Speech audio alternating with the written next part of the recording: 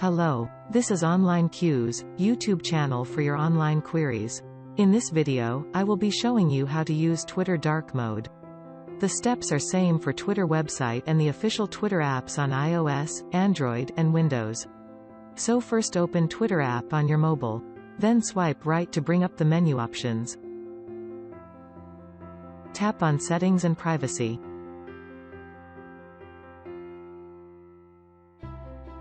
Select Accessibility, Display and Languages option. Now tap on Display. Here you have a few options. You can turn dark mode on or off, or set it to turn on automatically after sunset. You can also choose from two different dark themes, either dim or lights out.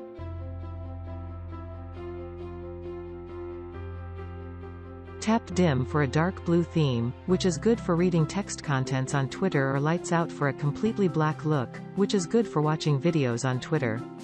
This is how you can turn on dark mode in your Twitter app. Thanks for watching. Please like and subscribe.